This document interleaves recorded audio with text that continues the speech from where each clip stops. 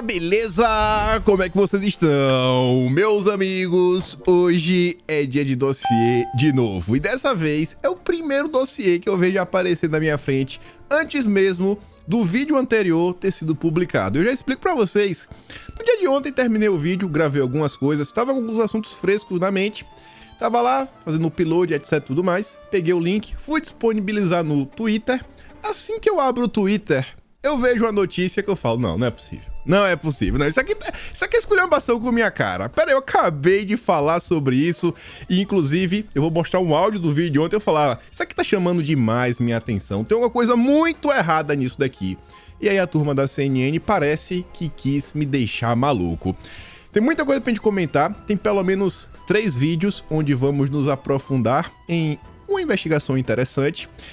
O primeiro deles envolve a questão da gasolina, além dessa disputa política que vem acontecendo do lado da Glaze, junto com o Mercadante, contra a turma do Haddad. Tem algumas coisas interessantes sobre a possível reoneração, que eu acho que não estão aparecendo aí nos radares das pessoas, dos analistas.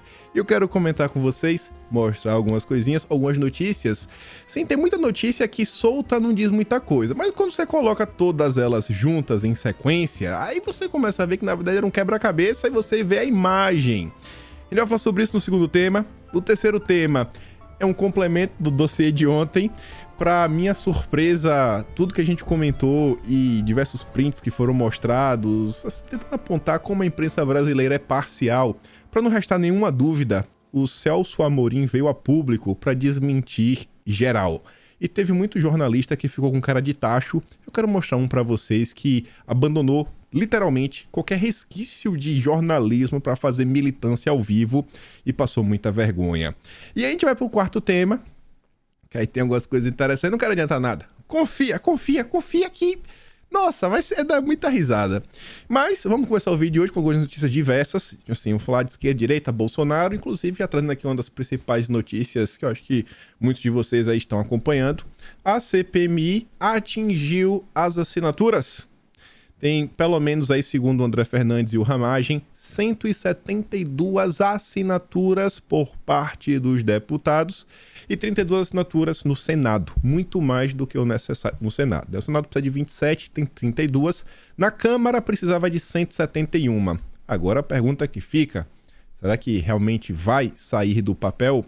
Segundo o Felipe Barros, ele falou que, em obediência, as questões ligadas ao judiciário no passado, tomando como exemplo a CPI da pandemia, ele fala, preenchidos os requisitos constitucionais, assinatura, fato e prazo, a CPMI do dia 8 deverá ser instalada, como ressaltou Randolfo Rodrigues quando da instalação da CPI da pandemia, que a decisão do judiciário consagra o que está na Constituição Federal. Pau que dá em Chico, não sei, né? No Brasil a gente não pode falar que também dá em Francisco, porque quando é em relação à direita, aí as coisas mudam um pouco.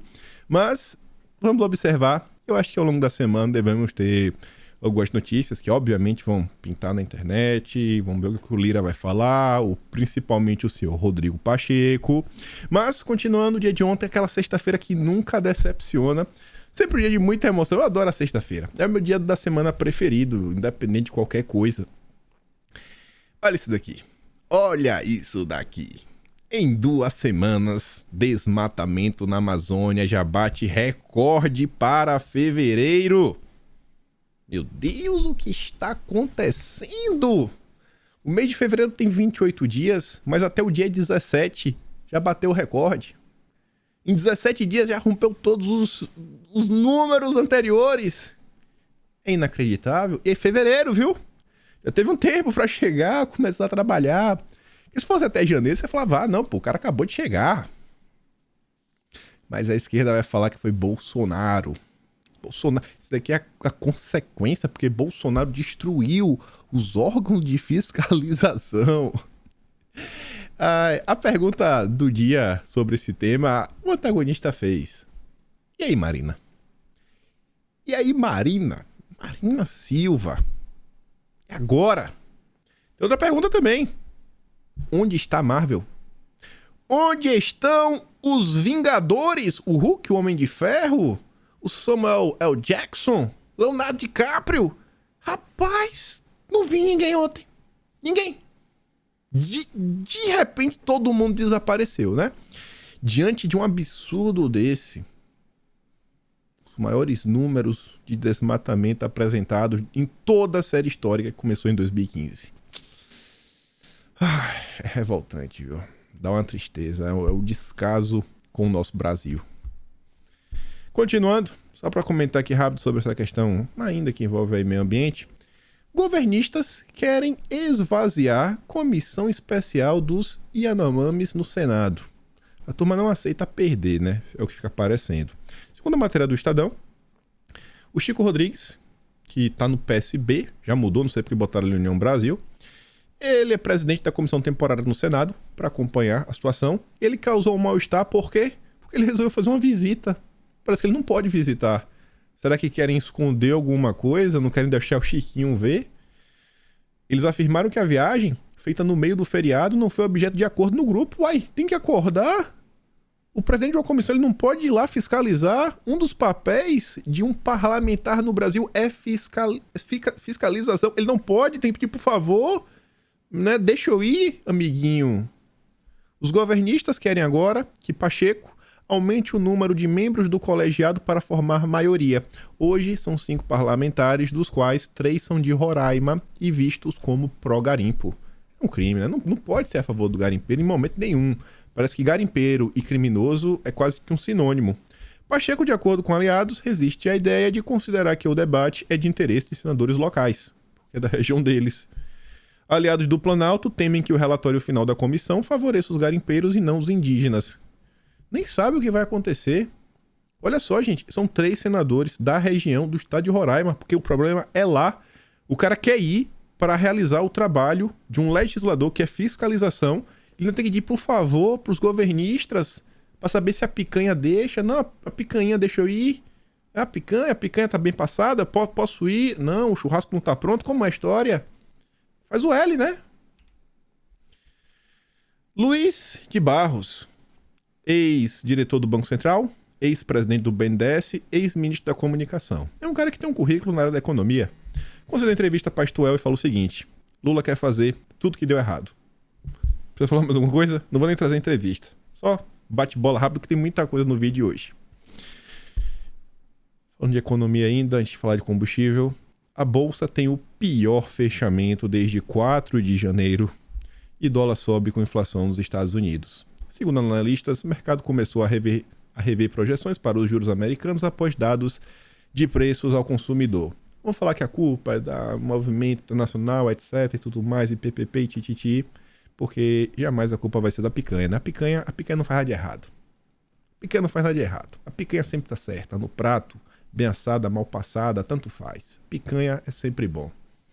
Mas vamos falar dos combustíveis, que é uma questão muito mais interessante do que apenas a treta política e muito mais problemática do que apenas a reoneração que vai impactar no dia a dia e na vida de vários brasileiros. E vejam só. Várias matérias, na verdade várias matérias não, né? Óbvio, saíram várias matérias falando da Gleisi Hoffmann, mas assim, ela foi assunto em vários veículos. Vários veículos diferentes estavam comentando sobre a Gleisi. O Globo soltou várias notas. Eu quero mostrar a linha da Globo, em específico, não à toa, porque destoa alguns comentários de um lado, de outro, etc, tudo mais.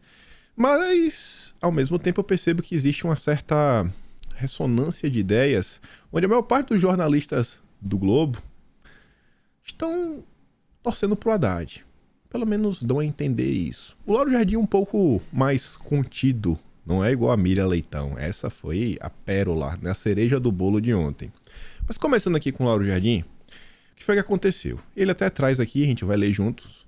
A Gleisi Hoffmann, ela virou notícias porque ela foi em sua rede social, mais especificamente no Twitter, e ela escreveu uma thread, uma série de tweets, onde ela faz comentários sobre as questões relacionadas à possível reoneração da gasolina. Diante disso, o Lauro Jardim escreveu essa nota, onde ele faz uma análise e levanta alguns pontos que são, no mínimo, interessantes, onde o Lula meio que foi encurralado pela própria Gleisi Hoffmann. Estranho.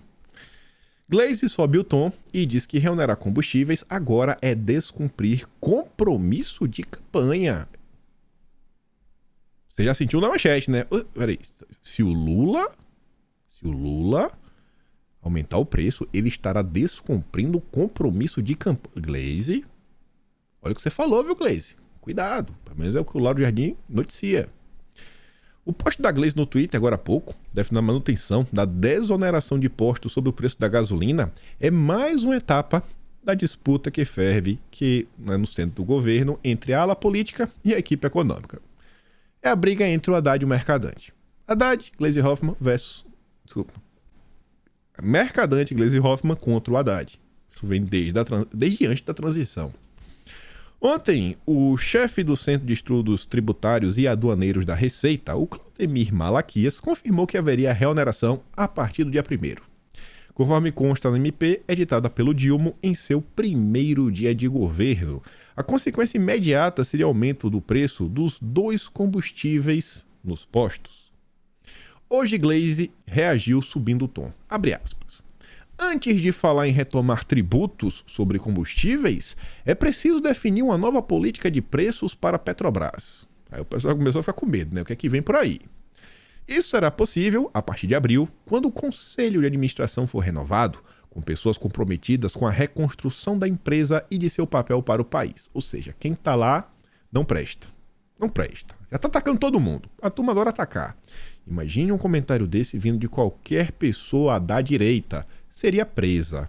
Presa, no mínimo, seria convidado a prestar um depoimento perante a Polícia Federal por ataque às instituições democráticas. A política de preços atual, implantada pelo golpe, vai ficar nessa. De novo, viu? Chamando de golpe. Aí ataca o Temer, ataca todo mundo que votou a favor do impeachment, a própria Simone Tebet, que faz parte do governo, Geraldo Alckmin, vice. Faz o povo pagar em dólares por gasolina e diesel que são produzidos aqui no Brasil em reais. A tal PPI sempre foi inflacionária e só favorece a indecente distribuição de lucros e dividendos da Petrobras. Isso também tem de mudar. Nosso desafio é equilibrar uma política de preços mais justa com a geração de caixa necessária para retomar e impulsionar os investimentos da Petrobras, fundamentais para o crescimento da economia e geração de empregos e de oportunidades. Isso também será possível a partir de abril. Antes de avançar, falo para vocês de coração. Se a turma da esquerda chegasse com um plano que eu lesse e eu conseguisse ver que faz lógica e sentido, falar assim, não, cara, a gente tem aqui uma ideia que vamos conseguir baixar o preço. Esse é o plano. A gente vai fazer isso, isso e isso. Eu ia bater palma. Porque o brasileiro merece pagar barato na gasolina. O ser humano, qualquer pessoa, deveria ter coisas básicas, combustível, alimentação, moradia, devia ser barato para todo mundo. O governante que conseguir fazer isso vai ter o meu apoio. O que eu acho que é desnecessário é vir com esses ataques, implantada pelo golpe. Vai vir as pessoas, as verdadeiras pessoas do bem, a turma da picanha. Vai chegar aí um monte de picanha boa, da hora, bem passada, e aí agora vai fazer o certo. Isso que é descabido, né? Esses ataques, né? A turma que sempre tá reagindo com ódio no coração. Aí a Glaze continua. Impostos não são e nunca foram os responsáveis pela explosão de preço da gasolina que assistimos desde o golpe e no governo Bolsonaro Guedes. Não somos contra taxar combustíveis, mas fazer isso agora é penalizar o consumidor. O Lula vai penalizar o consumidor? Ou ele vai manter a gasolina barata? E aí? Gerar mais inflação e descumprir compromisso de campanha. Escolha no chão. E o próprio Lauro Jardim fala isso, ó. As postagens de Glaze indicam que a ala que ela representa ainda acha possível convencer o Dilma da viabilidade de editar uma nova MP estendendo a desoneração. Mas o tom que ela empregou é quase uma faca no peito do Dilma. Ao dizer que reonerar agora é penalizar o consumidor, gerar mais inflação e descumprir o compromisso de campanha, ela sugere que o Dilma teria apenas uma opção a tomar, a que ela prega. Se não fizer, estaria descumprindo compromissos de campanha. E aí? Vai descumprir ou vai fazer? Se Glaze e companhia vencer essa batalha, será a segunda derrota do Haddad no cargo. Quem vai vencer essa batalha? Lembram de um texto que a gente comentou esses dias do Thomas Trauman, que eu falei, prestem atenção. Tem alguns textos que chamam mais atenção do que os outros. Por quê? Porque o Thomas Trauman, ex-porta-voz da Dilma, ex-assessor do Palocci, ele entende do PT. O Trauman falou que o Haddad tem 40 dias para vencer essa prova de fogo e mostrar por que veio e conseguir se segurar na cadeira. E parece que o clima vem mostrando que faz sentido o que o Trauman estava falando. Pressão política cresce para manter tributos zerados sobre gasolina, mas Fazenda resiste. Eu não sei, eu acho que eu dessa vez vou ter que torcer pro lado da Glaze, porque na boa, não tem como torcer só pela briga. Não tem como ser a favor de ver a gasolina subir de preço. Eu não consigo ser desumano assim. Falo assim, não, eu quero ver o povo pagar mais caro só pra de raiva. Falar, tá vendo aí? Vocês fizeram L. O brasileiro não merece isso, porque tem muita gente boa. Tem muito trabalhador que vai ser muito impactado. Tem muita família que às vezes no final do mês sobra R$20. Sem brincadeira, R$30, que é às vezes uma pizza. Não, sobrou dá pra pagar uma pizza. Porque nem pra pagar dívida às vezes dá. Esses R$30 vai desaparecer com o aumento da gasolina. Mesmo que não tenha carro, porque vai impactar em diversas coisas. Inclusive, todo mundo tá falando que é inflação. Olha só, por 10 semanas seguidas, a inflação ela vem subindo, como vem mostrando o Boletim Focus. Mas isso num cenário de incertezas. Qual é uma dessas incertezas? A possibilidade do aumento do preço do combustível. Porque se aumentar, aí, irmão, a inflação vai perder, sabe? Vai perder as estribeiras e o bicho vai pegar. Aí veio Verinha Magalhães. Tinha tempo que a Vera Magalhães não escreveu alguma coisa que valia a pena ser divulgada e lida. E ela resolveu comentar sobre essa treta política, trazendo mais alguns elementos que passaram desapercebidos perante o Lauro Jardim. Ala política frita equipe econômica em público. Aí a Vera deixa claro, ó, Gleisi Hoffmann atropelou a tensa discussão interna em torno da reoneração imediata ou não dos combustíveis. E publicamente defendeu que a decisão seja adiada para depois de abril. É a mais clara investida pública da ala política do entorno do Dilma contra a equipe econômica que está sendo capitaneada pelo Haddad. Tá o Brasil inteiro vendo, né?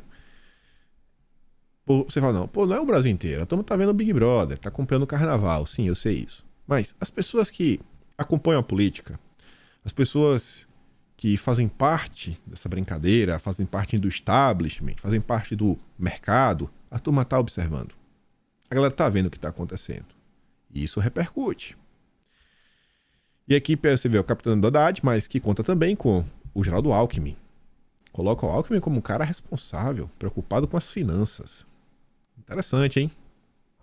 A Vera Magalhães criando assim um terreno. O Haddad e o Alckmin, nos olhos dela é do bem, ó. E o Lula tem que se decidir, viu? Se vai ser do lado do bem ou do mal. Ambos têm evitado fazer publicamente o debate sobre as decisões de política econômica e, sobretudo, a parte fiscal, aquela mais delicada que tem suscitado maior desconfiança por parte dos agentes econômicos. O problema, na verdade, transcende em muito uma eventual disputa infantil por fazer a cabeça do Dilma. Eu concordo, só que eu acho que a Vera não conseguiu chegar nos finalmente. Algo preocupante quando se pensa que se trata de um quase octogenário que ocupa pela terceira vez a presidência e, portanto, deveria ser peremptório em frear esse fogo amigo num país em que a oposição já se mostrou disposta a atacar fogo literalmente nas instituições e incinerar a governabilidade. Até aqui, não assegurada. Ela ainda reforça, ó, o Lula não tem governabilidade. Isso depois dela lacrar, né? Ai, olha a oposição, só voltou a falar de Bolsonaro. Aí Bolsonaro vai tocar fogo. No longo fio em seu perfil do Twitter, Gleisi arrisca uma suposta tese econômica para sua pregação, etc. Tudo mais, PPP. E aí, a Vera Magalhães diz que a Gleisi acaba por referendar a preocupação colhida junto ao mercado semanalmente no Boletim Focus, que pela 10ª semana consecutiva, né? Toda semana, sem parar, 10 semanas seguidas, está revisando a inflação para cima. E expressada na tão crítica ata do Copom, a de que existe um risco fiscal crescente. Essa é a leitura do Boletim Focus, por isso que a inflação vai sendo revisada para cima, porque existe um risco fiscal, derivado do fato que o desgoverno já aprovou várias medidas que ampliam os gastos, vide a PEC do rombo com apoio da imprensa, mas até aqui patina em recompor as receitas. A imprensa aprovou a PEC do rombo. Tinham outras PECs que iriam sanar os projetos que foram apresentados, como o Bolsa Família de 150, e que já vinham com alguns mecanismos para substituir o antigo teto de gastos. A imprensa não quis, apoiou a PEC do rombo. Além disso, não deveria ser preciso dizer que a política de preços de combustíveis da Petrobras e discussão sobre tributos não são atribuições da presidente do PT. É coisa para a Fazenda. A participação de Gleisi e dos demais integrantes da área política nesse tema, que lhes estranham, tem sido motivo de preocupações em setores relevantes da economia. E aqui não se fala só do mercado, tão infantilmente vilanizado pelos militantes. Tratem de se acalmar com a permanência de Haddad na Fazenda e, por consequência, o restante da equipe econômica. Isso eu não grifei, para grifar junto com vocês, que aí vocês prestam mais atenção. Permanência de Haddad na Fazenda. Preocupação, permanência de Haddad na Fazenda. E também, né, do restante da equipe econômica. O que foi que o Mercadante fez, que a turma está falando? Criou um Ministério da Fazenda paralelo? É a primeira nota que sai na imprensa falando numa possível queda do Haddad. Estamos em fevereiro. Não tem 2 meses. O queridinho. O cara que o Dilma pegou para ser o poste em 2018. Queda. Permanência. Vai durar quanto tempo? Não sei. Thomas Trauman deu 40 dias. Lula aceita pagar um preço altíssimo no início de seu mandato, dando a corda para essa tremenda irresponsabilidade. Ou ele enquadra a ala política da qual Gleisi é porta-voz, mas não é a única, a lhe envenenar os ouvidos, ou cada vez será difícil para ele desarmar as bombas concretas colocadas no caminho para que seu governo seja bem sucedido. E ela encerra falando o seguinte: uma pregação dessa feita pela Gleisi e os gastos anunciados de uma semana para cá já são suficientes para pressionar o câmbio, por consequência, elevar a pressão sobre inflação e juros. Essa expectativa catastrófica. Olha as palavras que a Vera Magalhães utiliza para descrever a economia brasileira. Catastrófica. Pode, no limite, queimar por meio da inflação e da disparada do dólar os ganhos que o Dilma está concedendo na forma de medidas como o aumento do salário mínimo. R$18. R$18. Isso é o grande aumento, né? Nossa, meu Deus. R$18. Os R$18 estão ameaçados. É isso que os donos do maçarico amigo parecem não entender. Aí veja. Isso daqui a gente tratou da treta a nível de política. Falamos aqui as confusões do PT, o cenário que está acontecendo, as preocupações de algum setor. Só que eu falei, tem uma mais. A gente não pode se limitar apenas no que a imprensa comenta. Vamos começar por partes. O Amoedo faz um belo discurso, que eu não sei se ele combinou com a Miriam Leitão ou não, mas ambos pensam de forma muito similar. João Amoedo, liberal. Liberal, hoje, para mim, é pior que comunista. De coração mesmo. A Haddad está correto em propor o fim da desoneração. Por que liberal? Por quê? Não há o menor sentido em subsidiar um combustível fóssil poluente. Não tem subsídio. Houve uma redução de imposto. É diferente. Subsídio é uma coisa. Redução de imposto é outra. É totalmente diferente. Sabe o que é subsídio? É o seguinte. Você é, sei lá, vamos pegar aqui uma profissão qualquer. Você é carpinteiro. Você precisa comprar madeira. Madeira da Amazônia aí, que agora tá tendo a rodo, né? Que a Marina tá demais. Aí você quer comprar madeira, ela custa lá, sei lá, R$100, né? 1 metro cúbico. Óbvio que não é isso. Aí o governo, se você fizer, né, o cadastro dos micro e pequenos fazendeiros, o governo vai te dar uma bolsa de R$500 por mês para te ajudar. Aí ele tá pagando uma parte da tua madeira, né? Tipo, isso sim é um subsídio. Nem tá falando aqui, a gente tá falando de imposto. O imposto era, às vezes, até 30% nos estados, né? A questão do ICMS caiu 17%, 18%. Então foi uma redução de imposto, não é subsídio. Mas liberal não sabe. Mas enfim. Mas qual é a preocupação do Amoedo? Não é nem subsídio, não é redução de imposto, etc. A preocupação do Amoedo é que estamos lidando, gente, com um combustível fóssil. É um combustível fóssil poluente. É um combustível fóssil. Esse é o grande problema, meu Deus, o planeta. Ao custo de 25 bilhões ao ano, comprometendo ainda mais o resultado fiscal e jogando a conta para os mais pobres. Os mais pobres. O pobre não usa a gasolina. A gasolina não impacta na vida do pobre. É o rico. É só rico que usa de carro. Aí vem a Miriam Leitão. Ela se supera. Porque uma coisa é você fazer um tweet. Uma coisa é você pegar, utilizar sua coluna no maior jornal do país para escrever isso. Cobrar imposto da gasolina é o melhor do ponto de vista social, fiscal e ambiental. Tá vendo aí, né? Miriam Leitão. Por mais impopular... Não vou ler isso aqui não. Vou ler isso aqui que já vai aparecer. Por mais antipático que seja, a matéria é maior do que isso. Esses 3 parágrafos são suficientes. Não faz sentido o país ter um enorme déficit nas contas públicas, com necessidades sociais urgentes, e abrir mão de 52 bilhões por não conseguir sair de quê? Uma armadilha montada pelo governo Bolsonaro. Gasolina barata, segundo a Miriam Leitão, é uma armadilha montada pelo governo de Bolsonaro. Que pena que Bolsonaro não deixou outras armadilhas como essa. Garanto que o povo ficaria muito feliz. Foi um populismo fiscal feito para tentar ganhar a eleição. Bom, peraí, Miriam.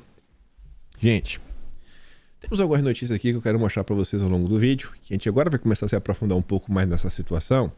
Mas como estamos falando de uma questão fiscal, não é subsídio, como a Amoedo estava falando, quantos impostos o governo Bolsonaro reduziu ou zerou de vez? Eu não sei em termos de impostos, mas quando você fala assim, produtos que tiveram redução de impostos ou foram zerados, aí foram mais de 4 mil. Foi um governo que fez isso em diversas áreas. Combustíveis só foi mais uma delas. Então, assim, não é exceção. Não é o populismo da eleição. Isso daqui se chama lacração da Miriam Leitão. As razões passam pela questão política e atravessam as pautas sociais, ambientais e de justiça social. A gasolina é um produto que emite gases de efeito estufa, a mesma narrativa do Amoedo, e é um esforço global para a redução das emissões. O problema do mundo é o Palio do seu Zé. Seu Zé tem um Palio LX 1.0 comprado em 2013. O problema do planeta é o Palio de seu Zé e o peido da vaca do Tobias. Esses dois são os grandes vilões do planeta. Você conhece seu Zé, tem um Palio, ele é o problema. Ele é o problema. Não são os complexos industriais de fábricas das indústrias de ponta europeias, americanas, asiáticas. Não, não é. O problema é o Palio do seu Zé. Além disso, a perspectiva da esquerda é que os recursos públicos devem ser destinados principalmente para os pobres. Pobre não tem carro. Não tem carro, não tem moto. O que o pobre consome no supermercado não chega através de logística, é teletransporte. O frete não vai subir para o pobre. Ele ganha, inclusive, aumento de R$18, né? Que vai fazer, nossa, arrasa agora na feira. Quem consome gasolina é quem tem carro. Portanto, mais renda. Não adianta. Você vê, o desgoverno pode fazer o que quiser. Pintar, bordar, dar cambalhota. Vai ter quem passe pano e vai ter quem ajude a tentar vender a história que não, olha só, tudo que tá acontecendo aqui é pelo bem do país. Apoia. Não, isso aí, é o Dilma, herói da nação. Mas, nossa senhora. Mas vamos continuar. Aí, gente, quando eu vi essa postagem, aqui começa aprofundamento. Quando eu vi a postagem do Amoedo, quando eu vi essa postagem da Miriam Leitão, falando que o combustível fóssil é um grande problema, eu tenho um problema de ter uma boa memória. E eu lembrava que tinha uma matéria do Metrópolis que eu havia trazido em um vídeo recente que tinha essa mesma tese. Só que era de uma figura mais interessante do que uma jornalista e um liberal. Antes de chegar nessa matéria, quer dizer, aí aqui é o processo, né? Aí pra chegar nessa matéria, eu falei, cara, eu não vou ficar abrindo vídeo por vídeo.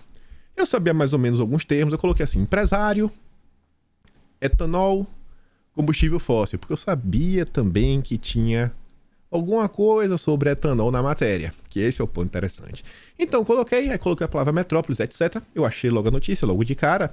Só que além da notícia que eu tava procurando, eu só queria achar a notícia pra ver o dia. Que eu falei, isso aqui é a notícia no dia 6. Então vou pegar aqui o vídeo do dia 6, 7, vou ver qual foi o vídeo que eu coloquei, pegar o print pronto, só copiar e colar pra ser mais rápido.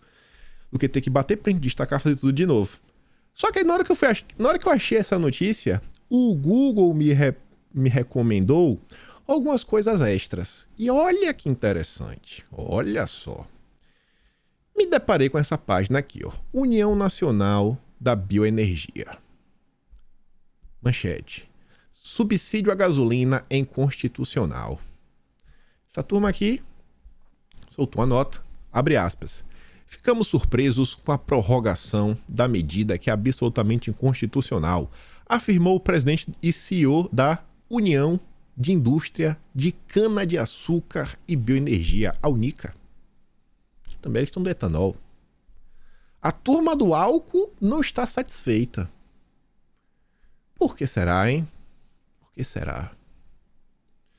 Pensa o seguinte, se você aumenta o preço da gasolina, você não necessariamente precisa aumentar o preço do álcool, né? Porque a questão aí dos impostos funciona de uma forma um pouco diferente. Foi muito mais específico para a gasolina.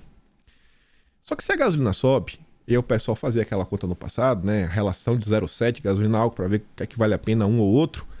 Se o preço da gasolina sobe demais, mas demais mesmo, que esteja de uma forma assim muito maior do que essa relação que vale a pena colocar o álcool, o cara que vende álcool, ele pode aumentar ali 5, 10 centavos, que ainda assim, colocar álcool vai ser muito mais interessante. E ele não vai aumentar porque o imposto subiu, não. Mas ele pode vir, né, de quebrada. Né?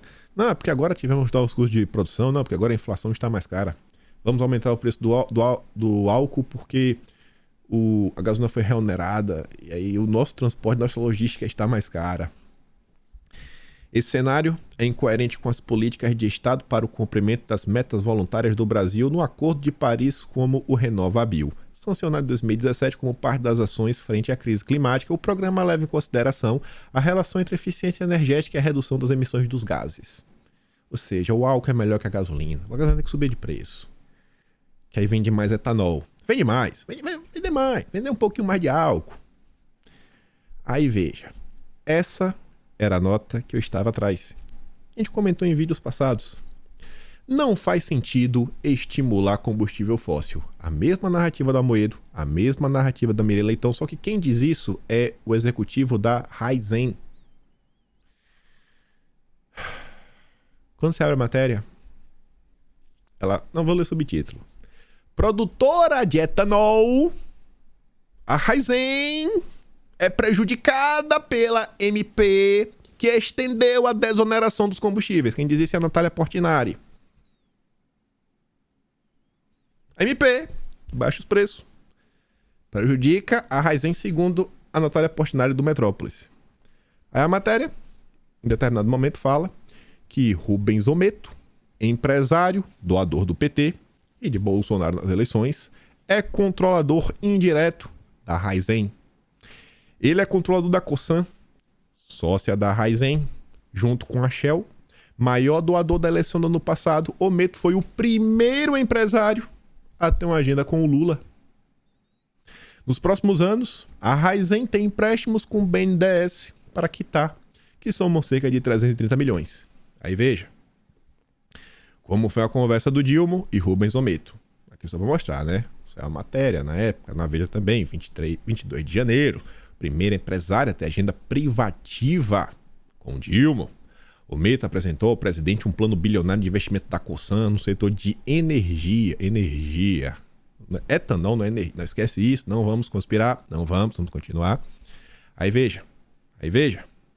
Empresário doa 100 mil reais a petista que beneficiou o seu setor em votação.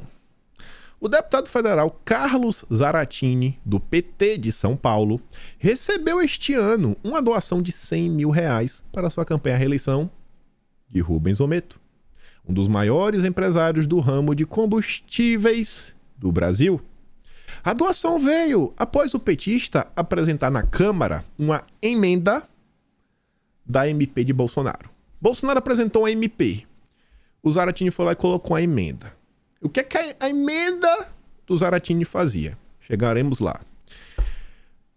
Começando pela MP de Bolsonaro, qual era a ideia de Bolsonaro? O vilão. Bolsonaro é sempre um vilão.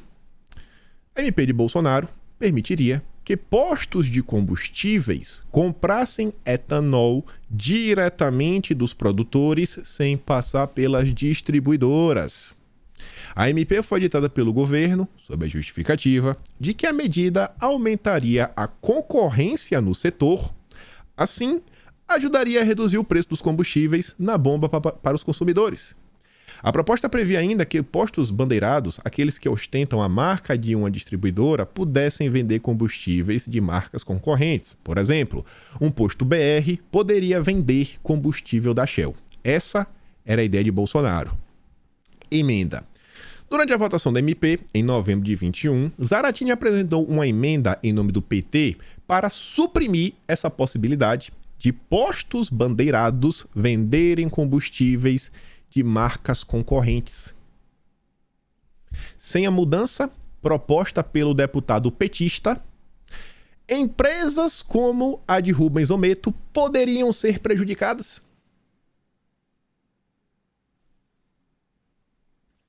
Sem a mudança proposta pelo deputado do PT, empresas como a de Rubens Ometo, o primeiro empresário que conseguia ter uma agenda com Dilma, poderiam ser prejudicados, segundo o Igor Gadelha e o Gustavo Zucchi, na matéria do dia 6 de setembro de 2022. Vamos continuar. E aí ontem, no painel da Folha, que quem fica à frente é o Fábio Zanini, me sai essa nota. Governo Dilma negocia com os Estados Unidos reciprocidade de isenções em taxação de etanol e açúcar. Muito o texto. O que é que diz? O governo americano busca convencer a gestão do Dilma a retomar a suspensão da tarifa de 18% aplicada sobre o etanol vendido e importado para o Brasil, encerrado em fevereiro. É o seguinte, se o Brasil for comprar dos Estados Unidos etanol, tem que pagar extra 18%. Tem um extra de 18%, que é para proteger a indústria interna. É mais ou menos isso. Proteger o mercado interno. A tarifa de importação do etanol norte-americano foi zerada pela administração Jair Bolsonaro. Jair Bolsonaro, em março do ano passado, sem contrapartidas, com o argumento de que a medida ajudaria a reduzir os impactos da inflação. Por quê? Porque ia ter mais concorrência. E aqui eu pergunto para vocês, olha que interessante, os Estados Unidos, do outro lado do continente, conseguem pagar mais para os seus funcionários, eles ganham muito mais, o funcionário americano, eles produzem a cana-de-açúcar, eles fazem lá todo o processo, para no final do dia, eles produzirem etanol, ele pega esse etanol, ele tira dos Estados Unidos, ele atravessa o mar e ainda consegue vender mais barato que o etanol brasileiro. Veja as medidas que falamos feitas pelo governo Jair Bolsonaro. Mas segundo a Mira Leitão, a questão da gasolina foi eleitoral. Apenas eleitoral. Bolsonaro não tinha preocupação com nada, nunca gostou do ser humano. As palavras da Mira Leitão. Veja tudo o que está acontecendo. Veja os encontros, os eventos. Quem quer que a gasolina aumente, quem não quer. Rapaz, tá sensacional ver isso daqui. Eu não sei onde a gente pode chegar. Mas para a gente encerrar esse assunto, não falando de combustível, mas falando de coisas similares, isso aqui foi uma postagem feita nas redes sociais por um perfil chamado Amazônia Azul. O cara comenta muito sobre infraestrutura. Ele colocava duas notas, ambas, assim, uma é do Lauro Jardim, certeza, ou se não lembro onde foi que saiu, mas a primeira é do dia 18 de janeiro. Renan Filho defende Ferrogrão com outro nome e diz que ouvirá Marina Silva. Na outra nota, do Lauro Jardim, do dia 24 de janeiro, dizia: Ferrogrão não é prioridade para o governo. Aí na nota do Lauro Jardim, porque ele tentava explicar, né? Por que o Ferrogrão não é mais não é mais a prioridade. Um dos projetos prioritários da gestão do Tarcísio, ou seja, do governo Bolsonaro, não é visto da mesma forma pelo Renan Filho. Oficialmente, o projeto não será abandonado, mas, pelo novo discurso, é algo para daqui a 10 anos. Mas, Renan acha o nome Ferrogrão ruim e estuda mudá-lo para Túnel Verde. Além dos questionamentos ambientais que são fortes, a Ferrogrão é também centro de uma briga de pesos pesados do setor. Pesos pesados por quê? O grupo Cosan, a gente falou da Cosan aqui atrás, a gente falou de alguém, acho que não falamos. O grupo Cosan, dono da Rumo, faz forte oposição ao projeto. O assunto encerrado. Vamos seguir. Tem muito mais coisa pra gente comentar no vídeo de hoje. Só me sobra 20 minutos. Meu Deus do céu. Tirem suas conclusões, né? No final de tudo.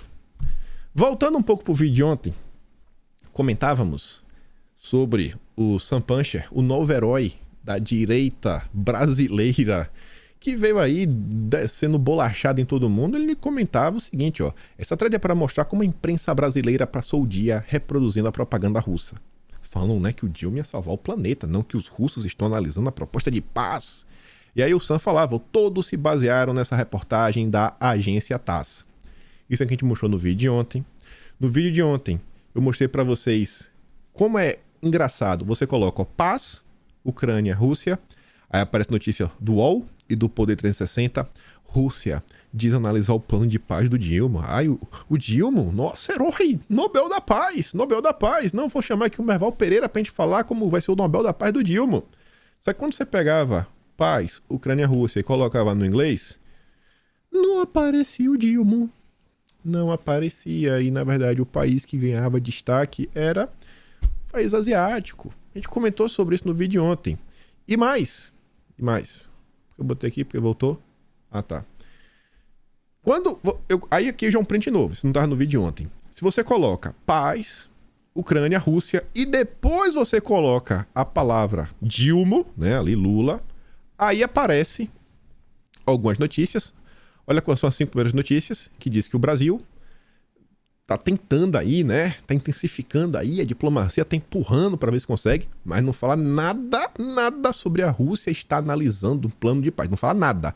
A única matéria das 5 primeiras que fala sobre a possibilidade da Rússia estar analisando o plano brasileiro é essa matéria aqui, ó, a terceira. Que é de onde? Da TASS. A agência que o Sam Puncher falou, né? Aqui, ó, todos se basearam na reportagem da agência TASS. Mas se fosse isso daqui, não tinha nada muito novo, né? Não tinha por que fazer todo esse escarcéu e trazer no vídeo de hoje. Mas vamos lá. Depois de toda a vergonha que a imprensa brasileira passou, tentando vender que o Dilma é o novo ganhador do prêmio Nobel, o cara que vai salvar o planeta, o novo Superman, vai desbancar todos os Vingadores da Marvel. O Celso Amorim, em entrevista para o UOL, desmente ministro russo, ainda não foi enviado o plano de paz. Não tem plano. Era fake news da imprensa. Era fake news da imprensa, Celso. Eu não consigo acreditar. O assessor especial do presidente Dilma, Celso Amorim, afirmou no UOL que o Brasil não enviou um plano de paz. Gente, como é que os russos estão analisando o plano de paz se não foi enviado? O que é que está acontecendo? Que imprensa é essa? Não existe mais jornalismo, é militância pura. Abre aspas para o Celso Amorim. Não foi enviado um plano de paz à Rússia. Foi mostrado a eles a nossa disposição de conversar, como foi com os alemães, com Macron, com Biden. Conversaremos certamente com os comunas, conversaremos com a Rússia e conversaremos com Zelensky também. O plano, na realidade, é essa ideia de incluir mais países para discutir essas questões. Que vergonha, hein, imprensa? E o pior que teve até nota, ó. Cadê? Do UOL, rapaz. O próprio UOL se desmentindo. Será que vai ter fact-checking? Falando erramos. Fake news do próprio UOL. Aí vem.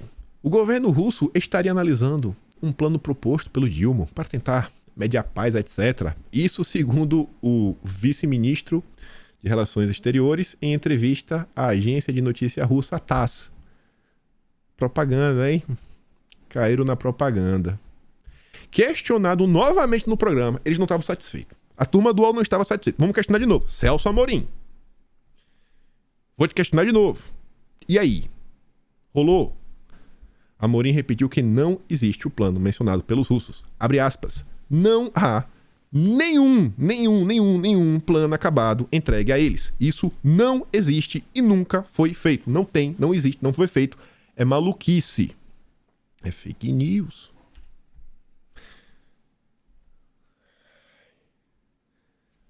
Vamos ouvir a única jornalista brasileira que nunca decepciona. Ela nunca.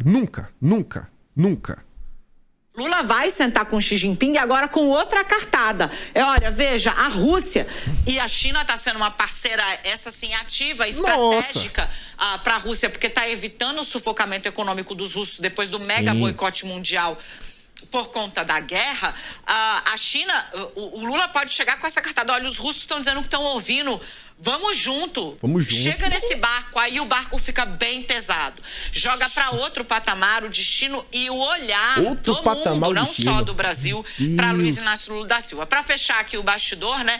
Lá corre nos corredores do Palácio do Planalto, né? Quando eu trabalhava em coluna, a gente escrevia entre ouvido nos corredores, né? Porque aquela conversa de canto de orelha ali, muita provocação, né? Primeiro, sobre os analistas, né? Aqui no Brasil, que sempre disseram, olha, Lula está superestimando a própria capacidade de influenciar em conflitos de escala global.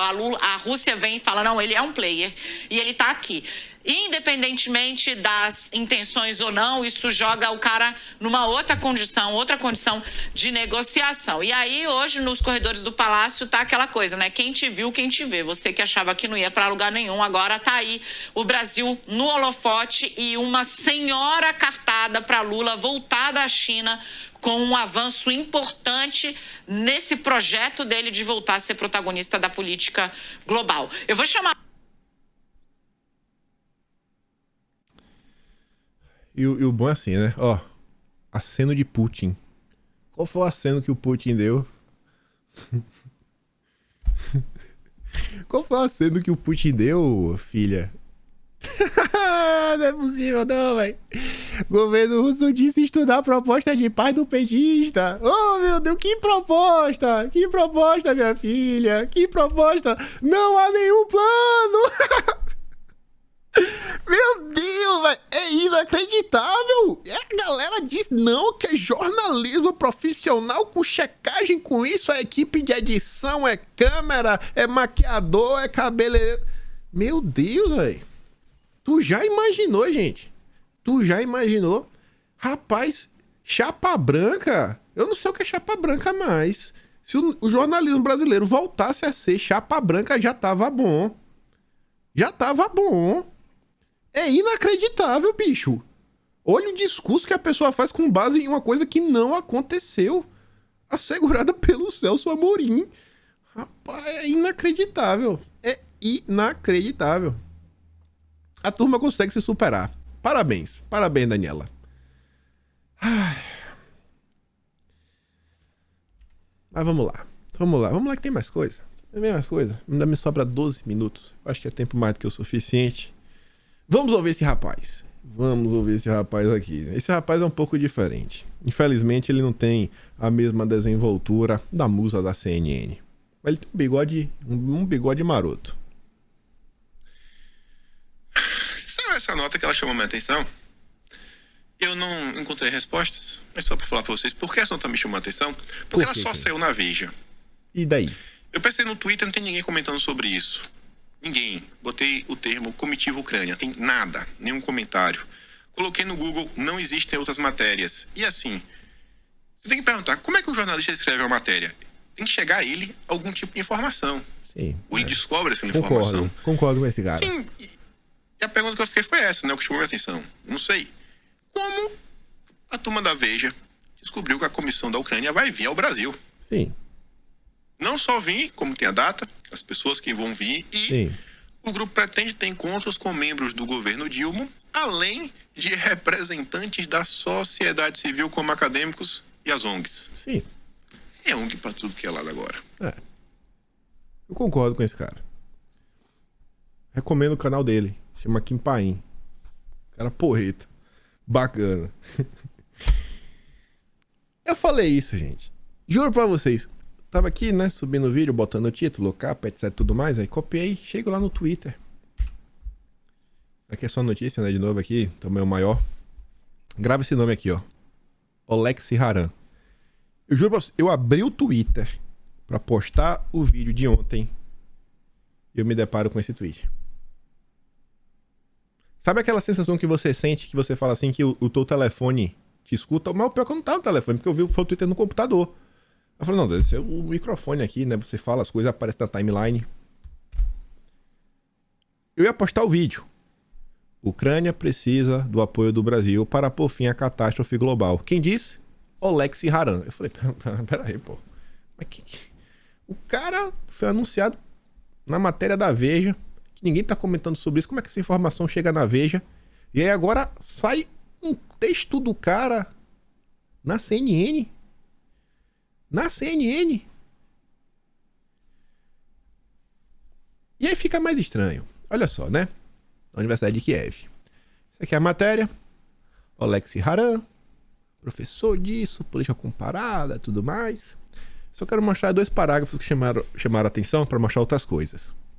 O Brasil não tem sido poupado à devastação do conflito, que provocou uma crise alimentar global.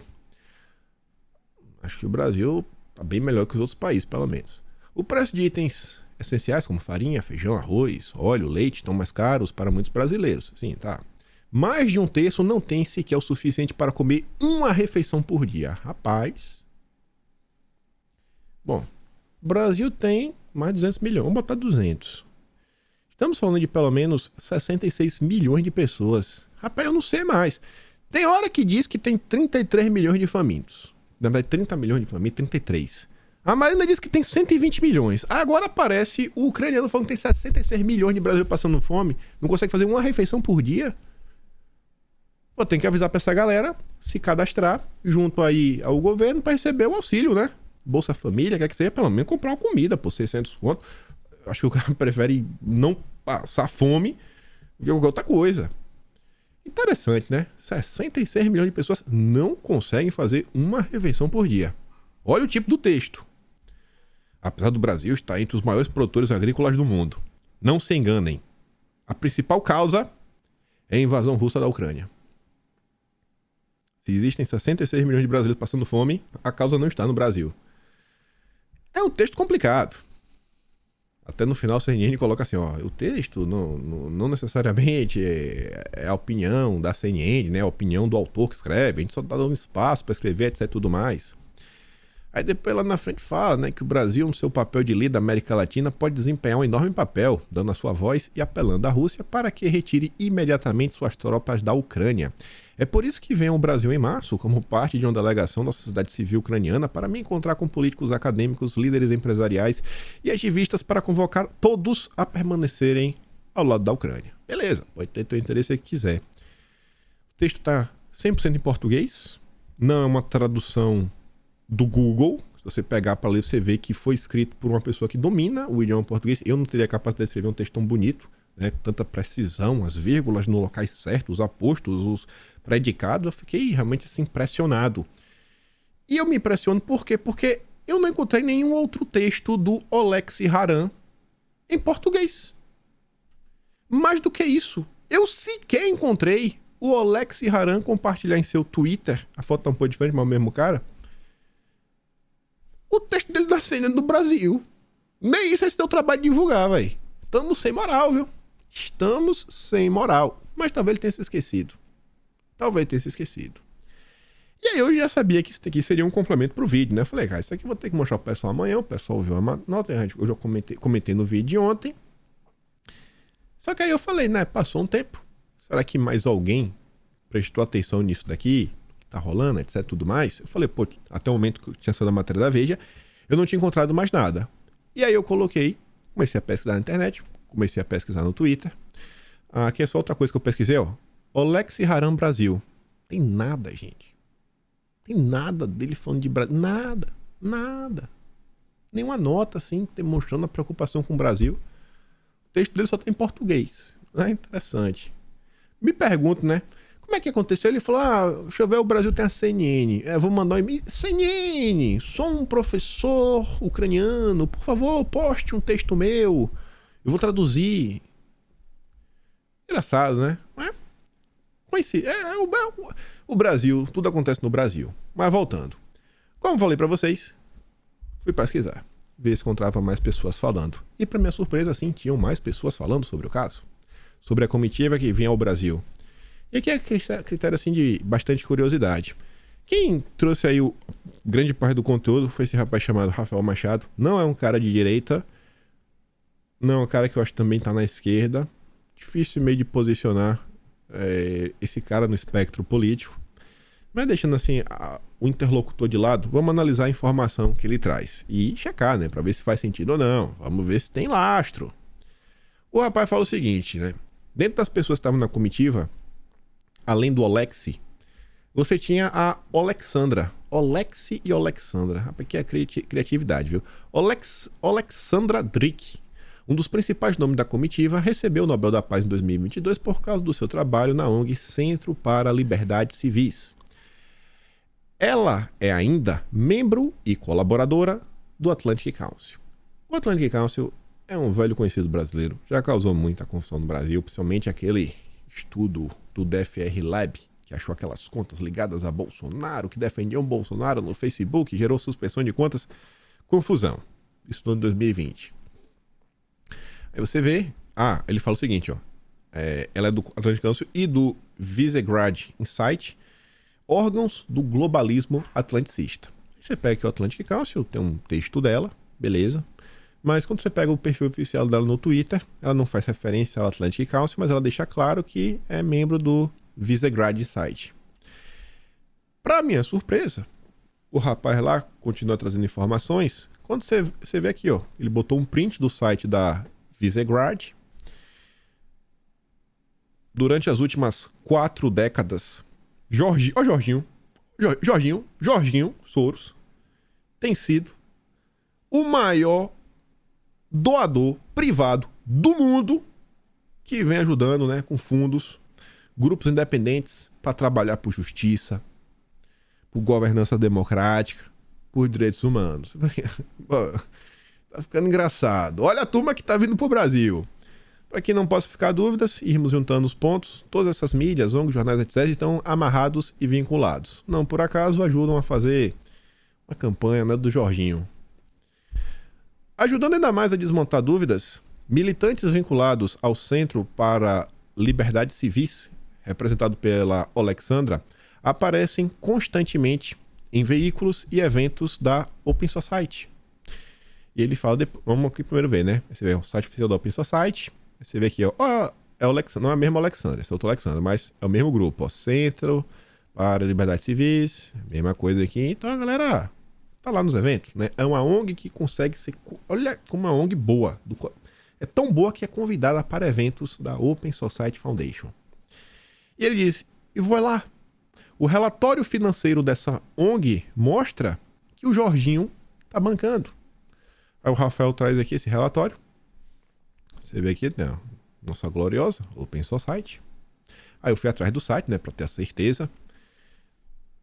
Não é que também aparece aqui, ó. Esse aqui acho que é do ano de 2019. Esse daqui é do ano de 2020. Esse ano de 2020 achei engraçado algumas coisas, né? Departamento de Estado, né? Departamento de Estado americano. E apareceu aqui, ó, o NED. É um grupo que eu nem ia ligar, né? Nem ia chamar minha atenção.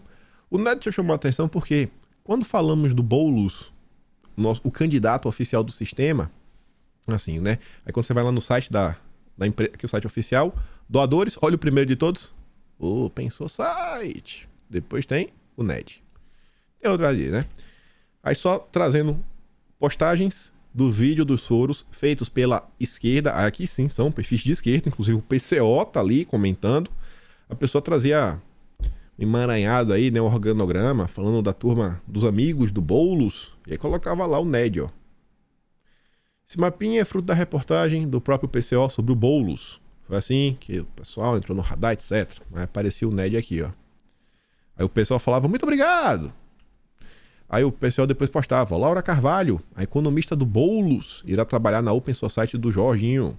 O pessoalista não só tem relações diretas com o Ned, segundo o PCO fachada da CIA, por meio do IRE, como agora tem relações indiretas com o Jorginho. Mas vamos voltar para a nossa comitiva. Bem, esse tal do Oleksiy Haran, apresentado como professor. É apresentado como professor, né? O que poderia ser mais inocente que um mero professor? E ele é colaborador do European Council on Foreign Relations. Que curioso. Esse grupo, ele botou o acrônimo, né? ECFR, é um think tank fundado e financiado por quem? Pela Open Society. Aí que eu só peguei os prints que ele trouxe, né? Esses dois, esse e esse. Pra colocar aqui, né? Ele fala aqui do ECFR. Aí você vê aqui, ó, sobre o SRF. Aqui embaixo, ó. O SRF é uma instituição de caridade, né? De caridade, registrado pela Open Society Foundations. Meu Deus! Quem poderia imaginar, viu? Até aparece aqui, ó. Olha o Oleksiy Haran. Simultaneamente com a matéria da Veja, apareceu a matéria da CNN, em português, muito bem traduzida, do mesmo professor da ECFR. Nessa matéria está descrito que ele também é pesquisador da Democratic Initiatives Foundation. Isso, inclusive, está no perfil dele do Twitter. Curiosamente, é mais um think tank, sempre vinculado suas atividades na Open Society. Aí ele coloca lá uns prints dos eventos mostrando que essa turma desse grupo, né, assim como aquela outra ONG, também participa dos eventos da Open Society, etc. Tudo mais. Veja-se que o mesmo Haran palestrou no Fórum de Segurança de Kiev, co-organizado pela Fundação Open Ukraine, tão lá complicado, que é do ex-presidente do Banco Central da Ucrânia. Aí eu coloquei só no Google para ver, né, entre aspas, para mostrar, você vê, ó, Open Society, o site oficial da Open Society, falando aqui também dessa ONG, né? Essa ONG aí, fundação, pelas iniciativas democráticas. Essa é a comissão que está vindo no Brasil. Essa é a comissão que está vindo ao Brasil. Aí você se pergunta, olha a quantidade de notas que saem na imprensa. Olha a quantidade de notas que saem na imprensa, assim, em grandes veículos, fazem questão de divulgar, etc, tudo mais. Rapaz, assim, quando isso eu comecei a ver, comecei a chegar na conclusão, eu lembrei do Enéas. Que eu falei, rapaz, hoje em dia a gente tem o Google para colocar assim, ó, Open Society, entre aspas, e aí o Google te dá algumas respostas. E o Enéas, hein? No mundo analógico, das revistas, dos livros, do mundo que não tinha internet, o Enéas já denunciava o interesse do Jorginho no Brasil. Eu nunca passei muito no site da Open Society. Dei uma olhada aí nas últimas horas, porque eu estava pensando em algumas coisas. A quantidade de matérias onde eles estão interessados em levar a democracia a diversos países é uma coisa assim fenomenal.